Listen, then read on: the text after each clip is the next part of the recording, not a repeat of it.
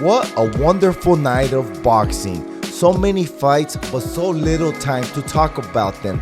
But the two main fights that we want to talk about is Emmanuel Navarrete versus Oscar Valdez and Leon Paro versus Richardson Hitchins. Let's start with Richardson Hitchins versus Leon Paro. Now, it was not a boring fight. I enjoyed the fight, but they tried to make my boy Leon Paro win, and it was obviously that Richardson Hitchins was the winner. Also, thank God that both of the main fights did not start at the same time, and I was able to watch both of them completely in their entirety. Usually I have to change the channels, you know what I mean, not channels, but I have to change the platforms they're playing this on, and I have to see different parts of the fight. But this time I was able to watch both fights completely. The fight did start pretty strong, and I had Leon Paro beating Hitchison in the first 3 or 4 rounds. But after that, I gave Hitchison every single round past the 5th round. And you know what? They tried to rob my boy Hitchison. One of the referees actually gave it to Leon Paro, but the other two had the right winner.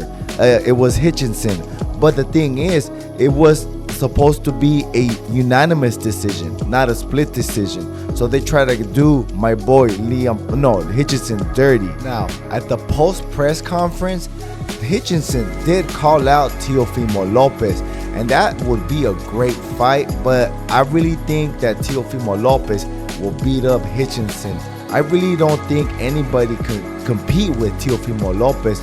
Only Gervonta Tank Davis, but that's about it. But I actually have Tank Davis beating Teofimo Lopez in a hard-fought battle and a split decision win. That one is gonna be a split decision, but who knows? Now with Teofimo Lopez and Eddie Reynoso in his corner, I think Teofimo Lopez might beat Tank, but there is a big difference between Teofimo Lopez and Gervonta Tank Davis. Teofimo Lopez is already proven, and he's undisputed twice in 2 different weight classes. And Gervonta Tank Davis is passing the eye test, but he's really knocking out people that are no way in the near level of Teofimo Lopez. He be knocking out Frank Martin. Frank Martin started off late. Oh, he knocked out Rolly, right? That's what makes him so great. But yes, he does pass the eye test, but he's still not proven. So Teofimo Lopez could probably beat Gervonta Tank Davis now. Now, let's get to Navarrete versus Oscar Valdez. Now, as we all know, they had already fought once, and it was a really hard-fought battle. And, Navarrete won that fight, but it was a really good fight. I think Valdez on the first fight was losing most of the rounds until the last 4 rounds. That's when he picked up the pace and he started doing some damage on Navarrete. But this time, Oscar Valdez gets knocked the F out, just like Tank Davis fans say. He got knocked the F out, but I mean, he gave it his all, you could tell, and he got knocked down 3 times. I do gotta say this though, after the post-fight press conference, well, not the press conference, when they win the fight, you get interviewed in the ring, that press conference.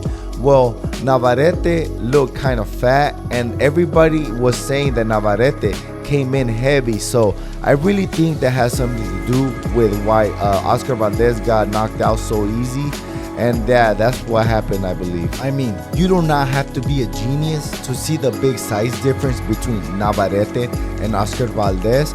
Oscar Valdez actually came out looking ripped, and Navarrete came out looking pretty fat, like if he was in his off season.